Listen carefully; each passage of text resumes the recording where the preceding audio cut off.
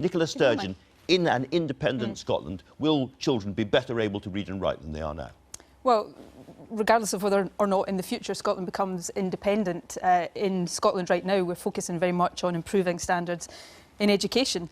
If we look at our education system, we've expanded early years education. We have a new school curriculum in place which has been praised by the OECD. We have record numbers of young people leaving school with higher passes, advanced higher passes, and going on into further education or training or employment. We have identified a particular issue with literacy and numeracy, and we also are determined to accelerate the progress in closing the attainment gap. Because so we have a massive programme of reform underway right now to do that. On literacy, your record is absolutely terrible.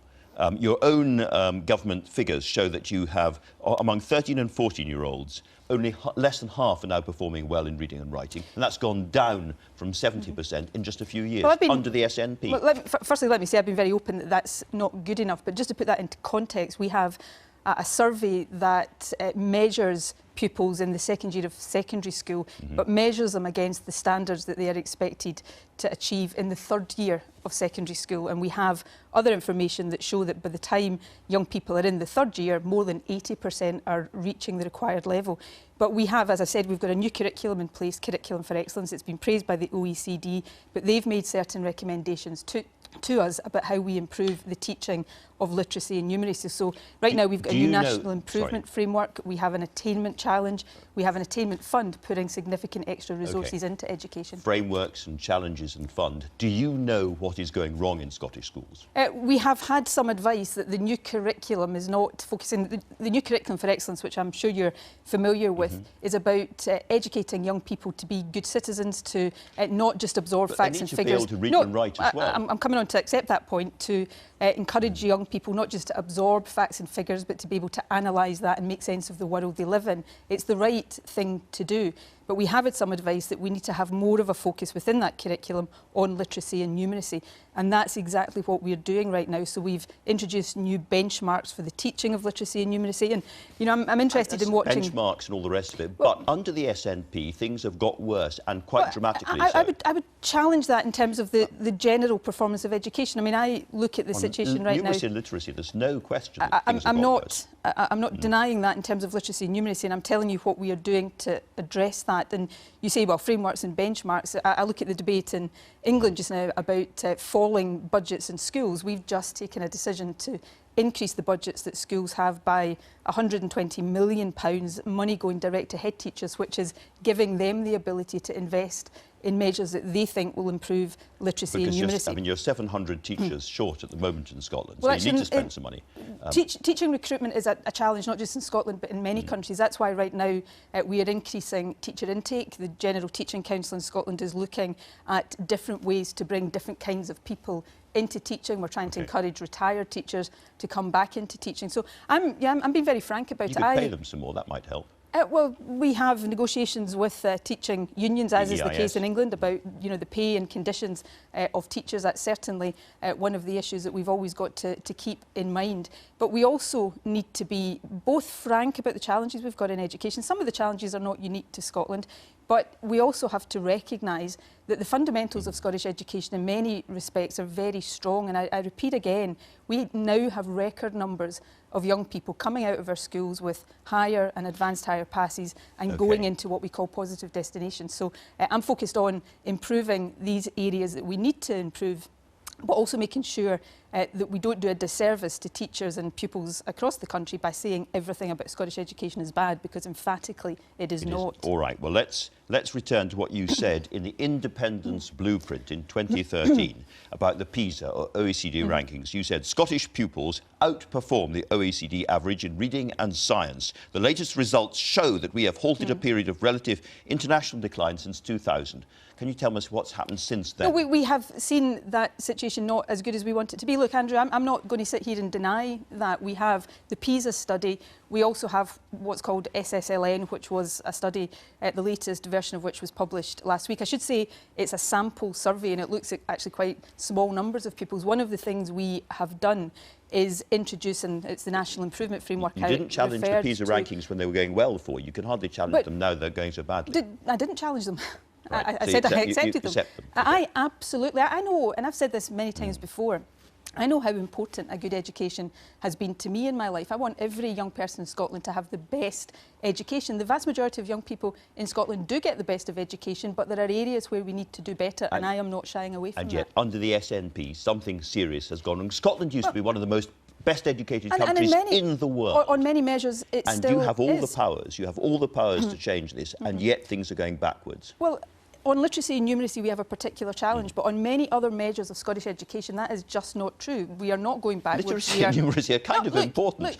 Look, I think you're trying to conduct this this interview on the basis that I'm being defensive here. I'm not being defensive. I absolutely readily accept the areas where we need to do better. That's why we have put such effort into the initiatives and the reforms that we are taking forward. And the point I was going to make earlier on, which I didn't get the chance to finish, is that we are actually introducing more transparency so that I can be held more to account. So instead of sample surveys like the ones we've got, we will have information on every pupil in Scotland at the required levels, broken down, not just by local authority, but school by school, so that there'll be no hiding place for any politician on the performance of Scottish education. And you said not so long ago that you wanted to be judged by this and your neck would be on the line. Absolutely. And you're looking a little Mary Queen of Scots at the moment on that subject. I don't wish to be Mary Queen of Scots. Look, I've been First Minister for 2.5 years, and I said when I became First Minister that this was what I wanted to be the defining priority of however many years I am First Minister, and I hold to that. So by the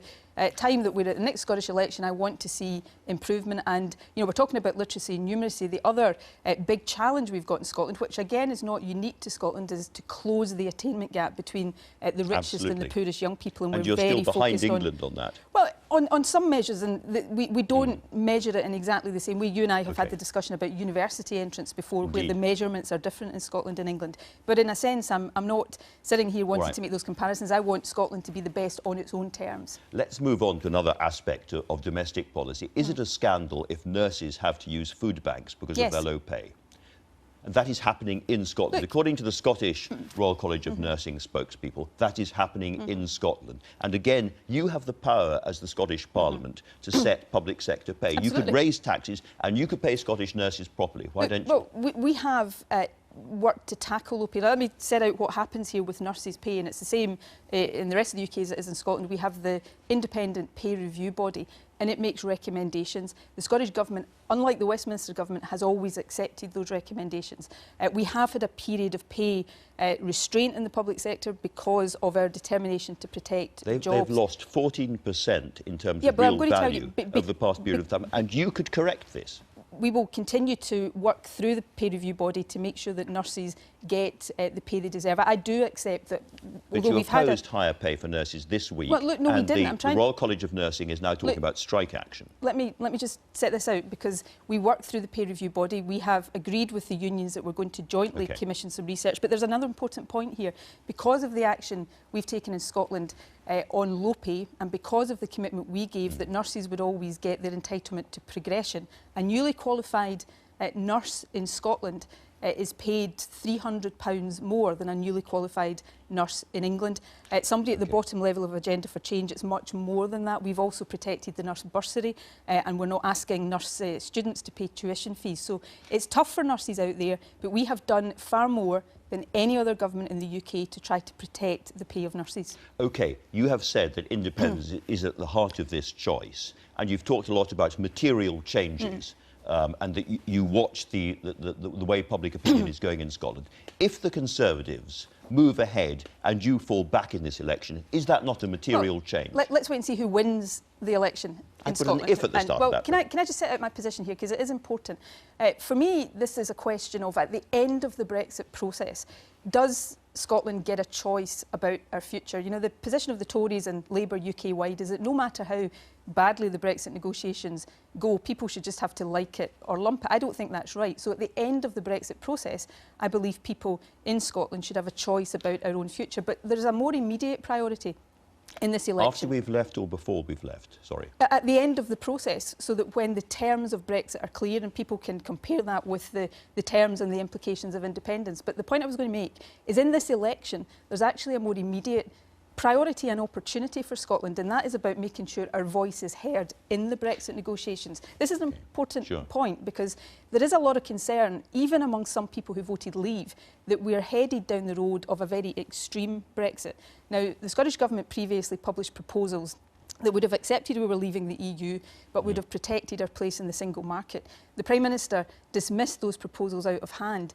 This election well, she thought actually... it was impractical and well, impossible she didn't look at them seriously. So this election actually gives the Scottish people the chance to give real democratic legitimacy to those proposals. So my message in this election on Brexit is whether you voted leave or remain, whether you were yes or no in 2014, if you vote SNP, you're strengthening my hand to make sure that Scotland's voice is heard in these negotiations and that we don't sacrifice jobs in our economy. We can press the case for Scotland's place in the single market. A lot of SNP voters voted to leave the EU. You have always said in the past that Scotland must be a full member of the EU after independence. And it's being suggested by some people that you may move to say, actually, EFTA would be all right. Is that the case? Well, we publish compromise. Would EFTA be all right? Well, if Scotland is independent, our position always has been, as long as I've been in the SNP, and continues to be, that we want Scotland to be a full member of the European Union. What we did towards the end of... Including the euro? We don't want to go into the euro, and no member of the EU can be forced into the euro, and Sweden is one of the examples of that. But what we did at the end of last year was recognise that some people voted Remain, a majority in Scotland voted Remain, some voted Leave, Scotland voted differently to England. So we tried to see if there was compromise ground, and we put forward proposals that would have accepted we were leaving the EU as part of the UK, but try to protect our single market membership. Now, can I just ask you very briefly, a sort of yes or no, I'm afraid, would Scottish membership, an independent Scottish membership of EFTA, be an acceptable compromise in these circumstances, yes or no? My position is I want Scotland to be in the EU. Now, we have to set out, if we're in an independence referendum, and we're not in that right now, the process for gaining or retaining, depending on where we are in the Brexit process, EU membership. Now, it may be that we have a phased approach to that by necessity, and EFTA first, EU later, kind of thing. It may be by necessity, even if we didn't want that. That was now we have to set that out at the time, because there are still some uncertainties, many uncertainties around the Brexit process. But in this election, if we want to have a chance of protecting our place in the single market, on which 80,000 Scottish jobs depend, then vote SNP to strengthen our hand to try. You got the line out at the end there, Nicola Sturgeon. Thanks for joining us in the studio in London.